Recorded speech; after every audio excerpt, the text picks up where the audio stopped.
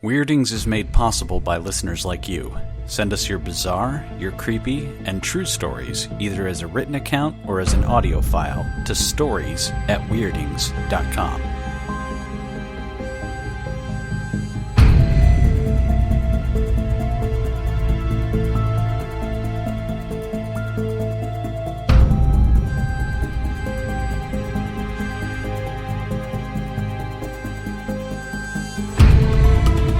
Said I saw three black shadows come around the corner of the building, and my heart started throbbing.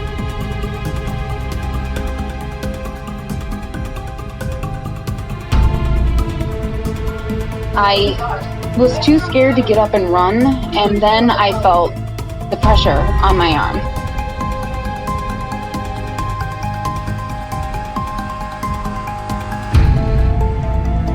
And I could feel its breathing. It was that close. I could feel the heat of its breath.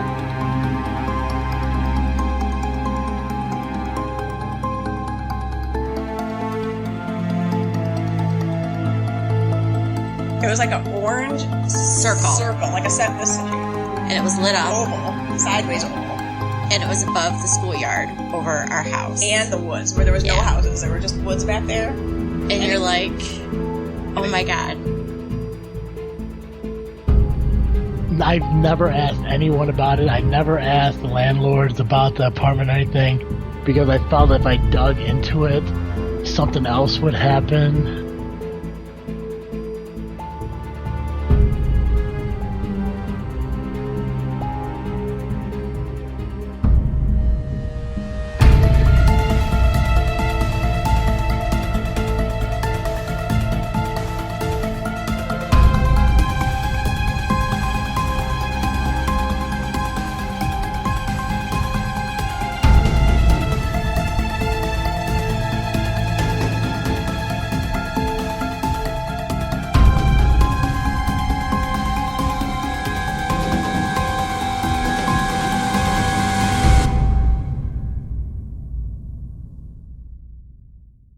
Hello, everyone. Welcome to Season 1, Episode 4 of Weirdings. Yes. I am Jonathan Barra. And I'm Colin McMillan. And this week we are covering Voices from Beyond. Yes, that's right. Paranormal voices coming to you through the wonders of technology. That's right. We're going to start off this absolutely fantastic episode with an interview with Travis T. Then I'm going to be covering EVP, otherwise known as Electronic Voice Phenomenon, providing a little bit of background and some spooky samples. Oh, I'm not looking forward to your spooky samples. I am actually quite spooked out by EVP myself. You know, I am too, and collecting it was probably one of the hardest tasks I'm going to have to do for this podcast. I don't know if I could do it.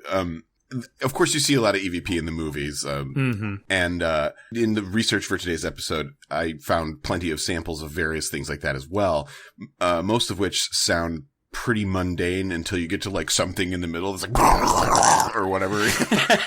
That actually is almost exactly what happened to me. I would be sitting there and I'd be doing the research for this segment, and I'd be listening to just like EVP file after EVP file from all over the internet, submitted stuff, and I'd be sitting there, and it'd be, for the most part, it would be like, you know, nothing like that. And so after about 20 minutes of that, just listening, and then all of a sudden, just right in the middle of it, I'll swallow your soul! I'll swallow your soul! You know, and like, I mean, obviously that's Evil Dead, right? But no, I mean, it would be like that dramatic. There would be something that would just be like coming right at you. And of course, I would just fly across the room. I'd be halfway down the stairs before I'm like, okay, let's calm down, John. Oh, there's another thing I found. It's sort of like the opposite end of the spectrum, where you find a file on the internet, and it's like, this is most definitely a call from the other side, and you're like, wow, okay, I gotta hear this, and you listen to it, and it's clearly just somebody. It's a pocket dial, and it's you know, and I don't mean to dog anybody that's had an experience like this, but I do think sometimes people get a little confused because it'll be like, do you hear those sounds of banging around and static and stuff? That's clearly a ghost, but it's definitely a phone in somebody's pocket bouncing around. You know, with EVP, it's a little bit different, I would imagine. And Colin's segment is going to be relatively centered on phone calls from the dead. Yes, that's true. So all the clips I was looking at are about the telephone. Yes. With mine, well, I mean, it would kind of be all over the map. You get this stuff that really you're not exactly sure what it is. Stuff that could very easily be spirit communications using the electronic medium as a format. Mm-hmm. But then you would get this stuff. So my version of the pocket dial would be overproduced, obviously edited, and creating these sound files to sound like EVP. Of course, I weeded out all of that stuff for today's episode so that what we're going to be presenting to you is from legitimate sources with legitimate EVP sound collection. Now, I can't make the same promise because I just took whatever and threw it in my segment. So, John's going to have some really legitimate EVP for you, and I'm just going to have some stuff that I found on the internet. So enjoy. With that in mind, let's go ahead and get started. So, Colin, I believe it is your turn with the news correct. From the internet. News from the internet. News from September of 2017. And this is, it's not about EVP. It's not about Bigfoot. This time we are talking about, communication with, space creatures. Ooh. Yes. There is a group of scientists and intellectuals and some kooky whack jobs, that people refer to as SETI. That's an acronym for Search for Extraterrestrial Intelligence. SETI. They have been active for quite a while. They're fairly well known. There is a little section of SETI called METI. And METI stands for Messaging Extraterrestrial Intelligences. And these folks, which there's almost like a little West Side Story gang war between SETI and METI, because a lot of the people in SETI do not want to contact aliens because sort of in that Stephen Hawking kind of way, they think that it's going to go very badly for us if we invite our friends from space here. But the METI folks are committed to making contact, and they believe that they are actually going to be able to send messages into outer space within the next year. Nice. Yeah. And Douglas Vakosh, he's the president of METI, and he says that they're going to be doing this, and he looks at it like progress is based on taking calculated risks and things like that. So they are targeting 2018 for sending messages out into space, and they're going to be concentrating on mathematical languages and things that deal with the laws of physics, because they feel that math and physics are the only languages that would universally translate around to anywhere in the universe with a sufficiently advanced society. So expect phone calls to space to talk about calculus in the next year and a half. It's not quite like the Carl Sagan weird record that they put on the Voyager probe with the various different songs and... No. Actually, they mentioned that in the article.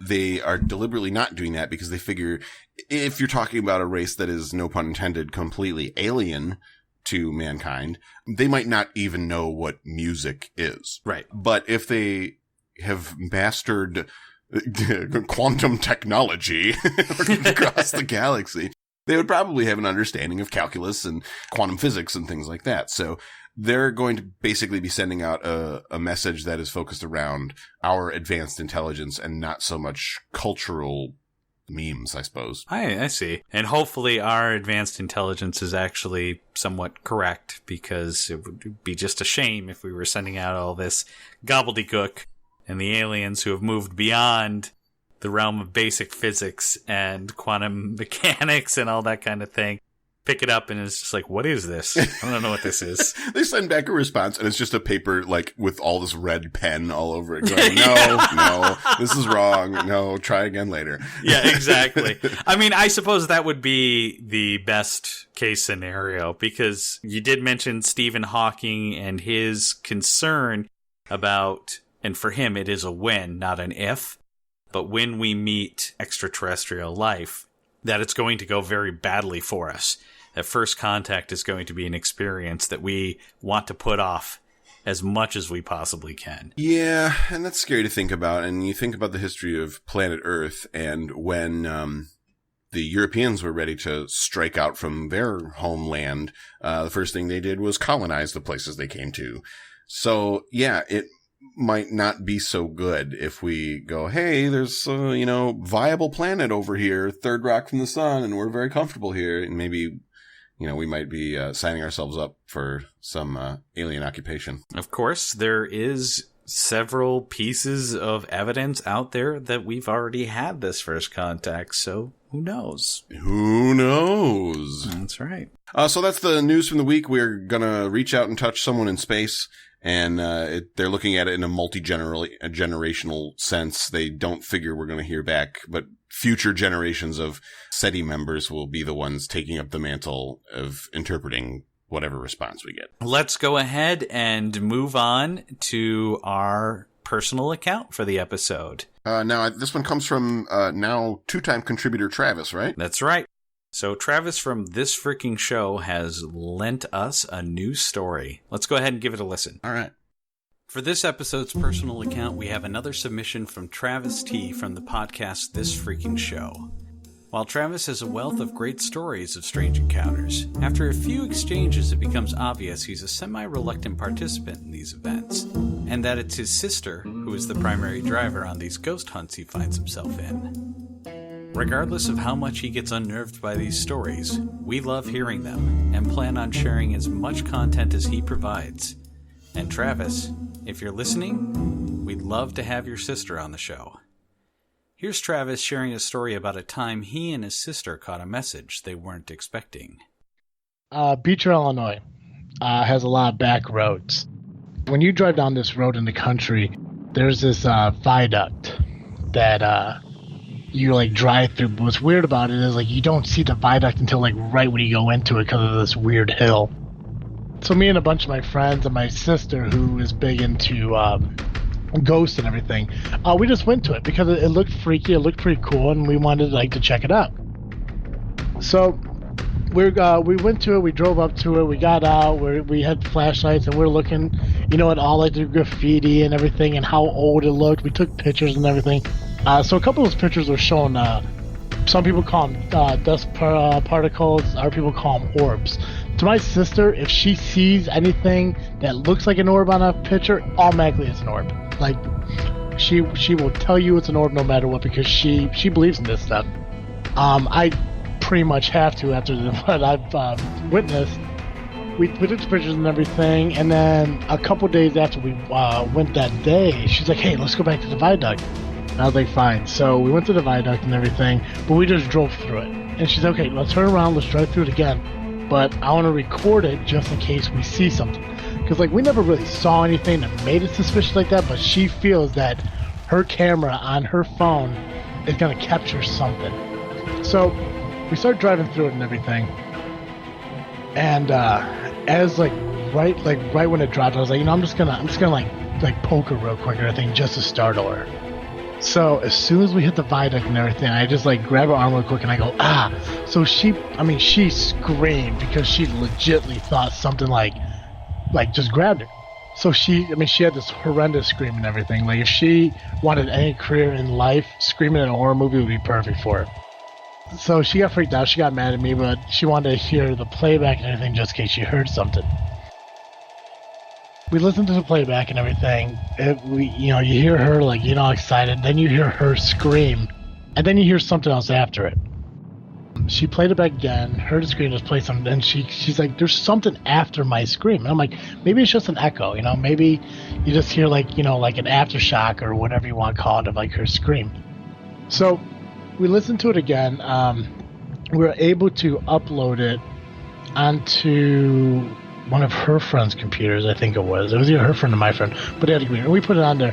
And they had this audio editing program on there. So we played it, and you heard her scream. They slowed down the part after it, and all you hear is someone trying to say help. They went and then it screamed. And I listened to it. I'm like, that's just an echo. Like, that is an echo of her. And they're like, I don't think it is. Listen to it again. I'm like, I don't want to listen to it again. I mean, like, I convinced myself so much that it was an echo. It was an echo. And that scream I like to completely ignore altogether.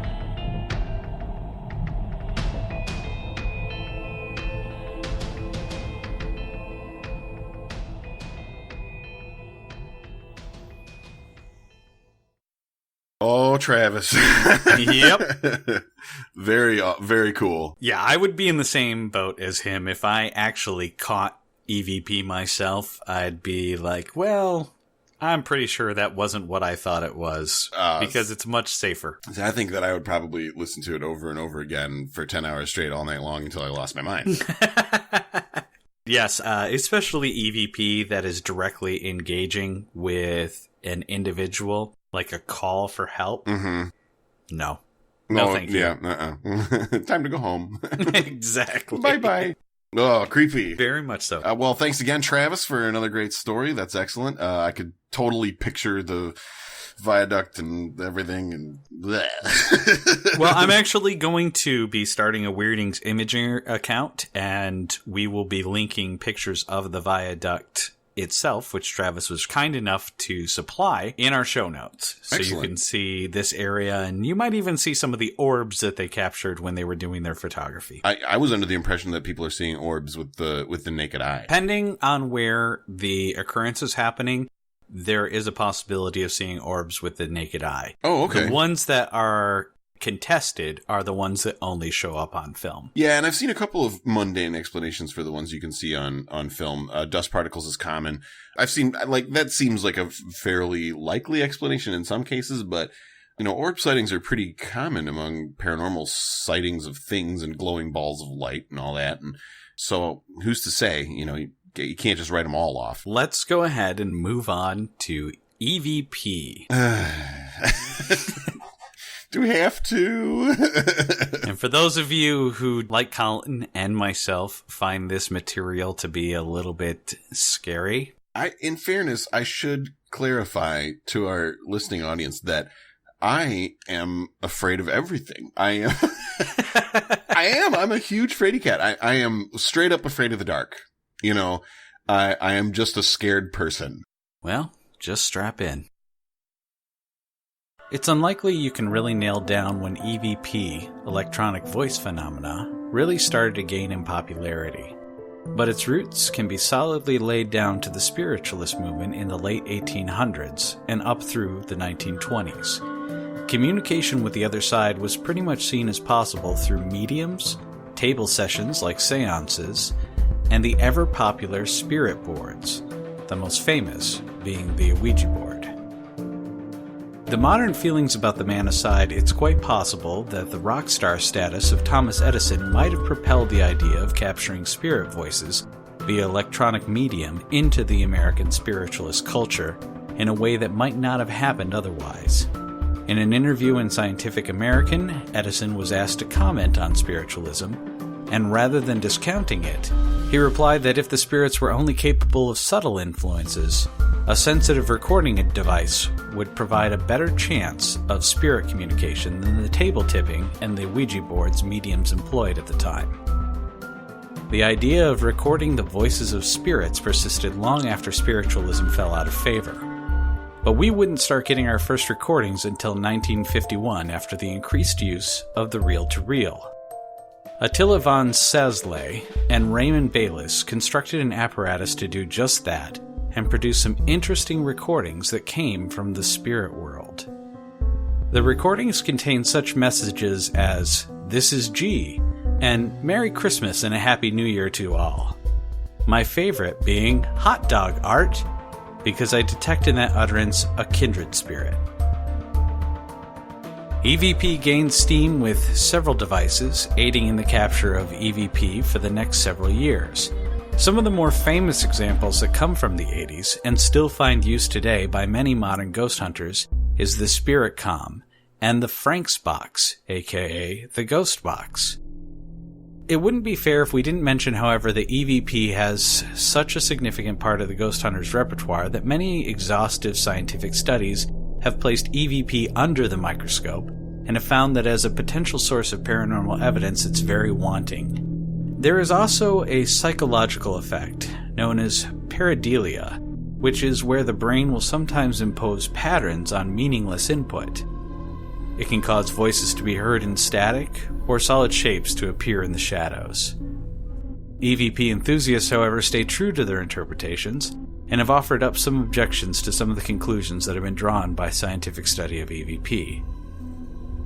It's hard to judge myself where I fall in that range. When researching this show, I've heard a range of EVP. Some I could instantly tell were overproduced hoaxes, but others I'd be hard-pressed to determine whether I'm hearing something normal or paranormal. The best ones, and the hardest to discount, however, are those that come with the feeling I get when I know I'm onto something of interest. That feeling that slowly sinks in when you are experiencing something slightly off or not quite right. These samples I'm about to play come from Joseph Krug, a paranormal researcher and author who does a lot of EVP collection, and who was kind enough to let me use some of his recordings for the podcast. You can find some of the samples I'm about to play for you, as well as a wealth of others, on his YouTube channel, Krug Paranormal. I won't lie, I've cherry-picked some of the more dramatic captures rather than going through random samples, because listening to a whole afternoon's worth of EVP is a surefire way to make sure I'm not getting any sleep that night, or maybe even that week. But if you're a bit more steely than I am, I highly recommend you go through everything Joseph has to offer on his page, because it's some of the better EVP work I've heard. Now I'm going to present these samples to you without comment. You might want to turn up your headphones just a tiny bit for this, and I'll be sure to announce the samples as they happen. So here's sample 1. Way the hell up. Here's sample 2.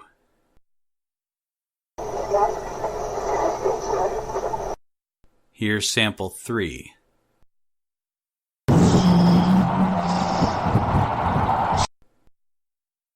Here's sample 4.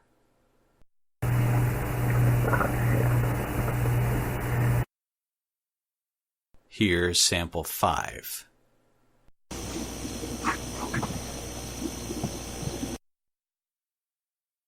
So how you feeling, Colin? I gotta be honest with you, Johnny. I didn't hear much there. Oh, that's a shame. Yeah, I mean, it sounded like in a couple of them there was something there, but a lot of those sounded like nothing to me. I recommend that if you're downloading this episode from your podcast player, that you find that segment and listen to those items again, because the last two are pretty dramatic in terms of EVP. So I will make sure that in the show notes, I put the exact time count when those samples happen, so that if anybody's interested in just going over those samples, they can. Yeah, I'm going to need to listen to them again myself, I think. And now I don't want to tell anybody what either I or Joseph think they're saying. I do think that it's best if you interpret them yourself, but I do recommend listening to them at relatively high volume. The one at the end particularly creeps me out. Oh, man. Well, there must be something there that I didn't catch. I'm going to have to go back myself. I don't like to adopt the position of a skeptic on this show, because that's not why we're here. But I definitely want to hear from listeners about what they're hearing here, because it's not working for me. I think it's a great idea for our listeners to go ahead and submit what they think that they're hearing in each of the 5 samples that I've presented. There are distinctly voices in the first 2 samples. I would say that's not questionable as far as I'm concerned. It's those later ones that I'm really listening hard and I'm just not hearing it.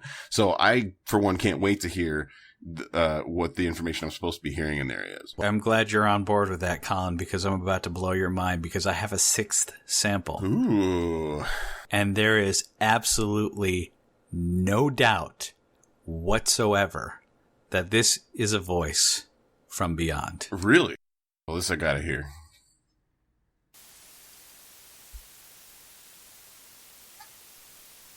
Colin. Colin. God. This is the ghost of your basement bar. Oh no, it's the You ghost. have to give John $200 or I'll eat your soul. Oh my God. Oh my God. Oh my God. Listeners at home, I'm sorry. If you weren't hearing what I'm hearing, I just want to tell you, when you go back and listen to the sample again, keep your headphones all the way up because there's definitely something there. Yes, but be warned, it will disturb you. Oh my God, where's my checkbook?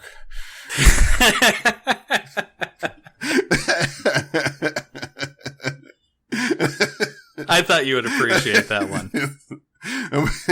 There's definitely something here. I think it's time for the break. I agree. I think it's time for the break as well. So we're going to take a quick break, and we will be back. Terrifying. Hey everyone. While Colin and I love researching interesting stories for the show, our favorite part is listener contributions. We want to make sure to thank our contributors and let you know how to reach us with your stories. The best way to reach us is via a message through our Facebook page, or contact us via email at stories@weirdings.com. We accept written accounts or recorded audio files. Be sure to tell us how you want to be credited, such as your name or anonymously. If you'd rather set up a time to be interviewed by one of us, send us a message with a date and the time and the best way to reach you. We prefer audio-only Skype, but other methods are available to us. We take extra care when crediting our submissions not to reveal any personal information unless you ask that it be included, and we promise the submitted content is always presented in the spirit in which it was given. Thanks again, and we look forward to hearing from you.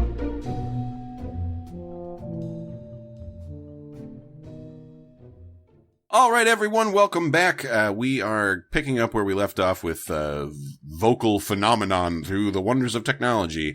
And now it is my turn to blow your minds. So why don't you buckle on in and listen to what I found for this week's episode? I am strapped in, and my mind is prepared to be blown.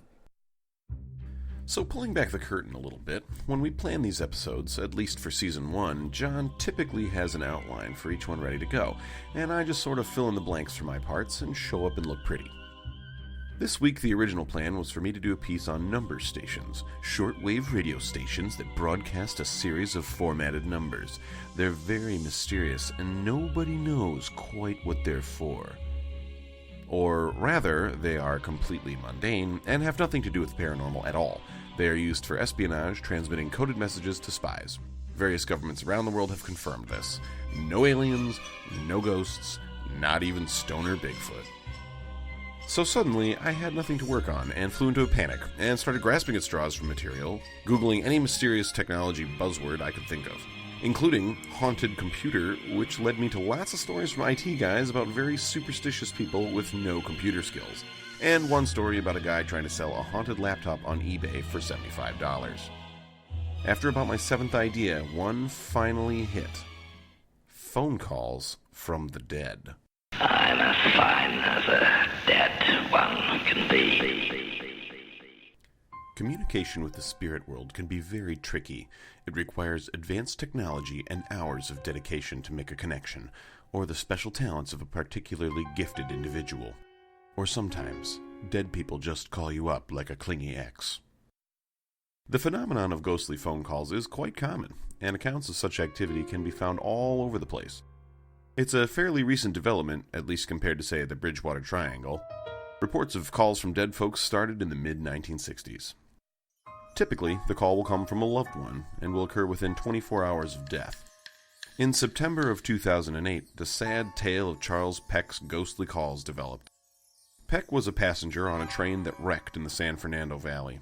For 11 hours after the wreck, his fiancée and children would receive over 35 calls from his phone. His voice was never heard, only static. The calls were used to help investigators locate Peck's body, but it was determined that he had died on impact. Whether or not the phone itself was found was not reported. Also in 2008, a Lancashire man reported receiving text messages from his late wife, who had been buried with her cell phone. The texts included words and phrases she often used. The widower even claimed there was a call from his own home number to his cell when the house was empty, and upon his return home, he could smell his late wife's cigarettes and her perfume. Sometimes these chatty phone ghosts are just trying to look out for our interests. One fine day in April, a phone solicitor made a call to a Pennsylvania home looking for a Mr. B. In an attempt to offer Mr. B a better deal on long-distance calling, she reached Mrs. B, who asked a lot of questions, but repeatedly insisted that the solicitor must speak with her husband, who was out at the moment. The following day, the dedicated solicitor called again looking for Mr. B, who answered.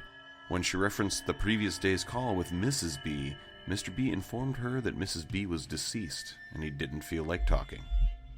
Maybe just a clever way to brush off a telemarketer, but who knows?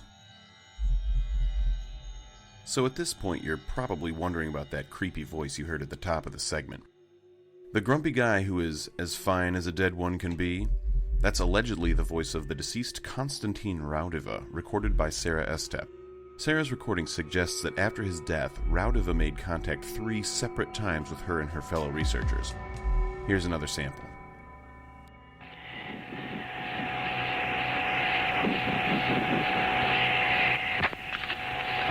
Good morning, this is George Meek. This is Konstantin Raudiva. George, my friend, at last we succeeded in contacting you. Jeanette is beside me, and she wants to give you all her love.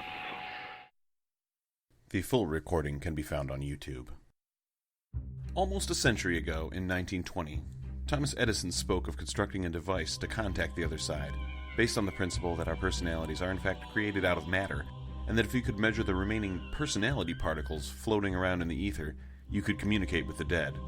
Though he seemed quite confident in his scientific approach, it is unknown if he ever constructed a prototype. Little did he know, all you need to speak to the dead is a data plan and a decent signal.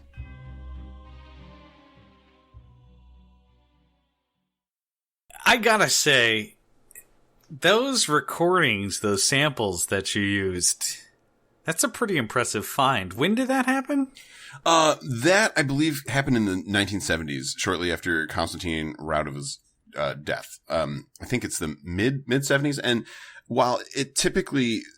I mean, like, you know, I can be like, this is Colin McMillan, John, we've done it at last. We have 10 subscribers on our podcast.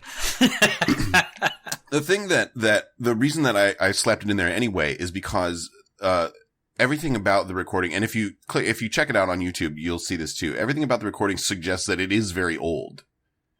And Konstantin Raudiva and Sarah Estep and George Meeks and all those guys, they were big into EVP research. In fact, Raudiva published a book called, I believe it's called Breakthrough, which is about his EVP research. He was really dedicated to this. So if anybody were to have the wherewithal to reach out through an electronic medium from beyond the grave, it would probably be somebody like Raudiva who dedicated his life's work. Correct. It was his life's work. After I found those clips, the first thing I did was I Googled Konstantin Raudiva hoax, and Sarah Estep hoax and all that stuff, because I was just like, it's almost too good. Except that there's a couple things about it that sort of line up with the classic EVP stuff. Number one, I can't really figure out what the heck he's talking about. And the whole thing is like that. Like, some of it makes sense, but then some of the stuff he says just seems sort of like nonsense. Which is pretty common among any communication through technology from the other side. Mm-hmm. So I'm not really sure where I stand on that, but I certainly thought it was worth listening to. So definitely go on YouTube and check out the full clip. It's pretty cool. I certainly will. I think it's just under phone calls from the dead with a question mark. And I couldn't find out if Mr. Edison actually completed his device or not.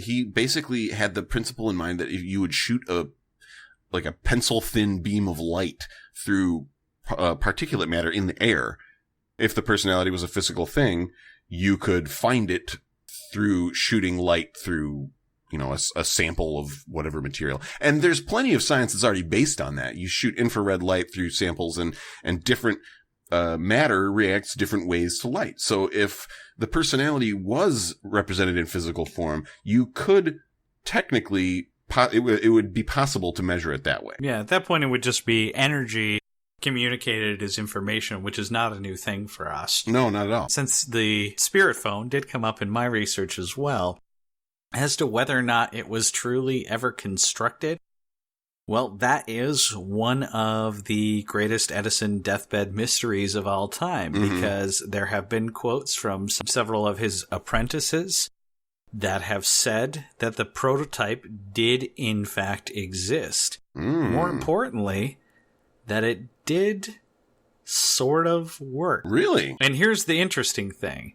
When you go through some of these old diaries of some of the people who assisted Edison at the time of his death, the fact that they were so reticent to say exactly what the spirit phone did, if anything, is sort of a surprising mystery in its own right. Because you'd think that if they were making it up, then they would over-provide details. Right.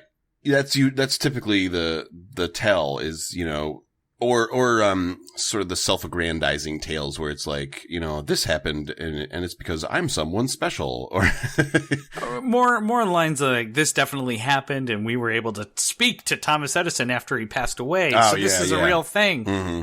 But instead they were more like, well, we plugged the thing in and then really weird stuff started happening, so we just stopped messing with it. Okay, so speaking of weird stuff happening, get this. So it seems really mundane, but in that segment I mentioned a guy from Lancashire whose wife was texting him from the grave.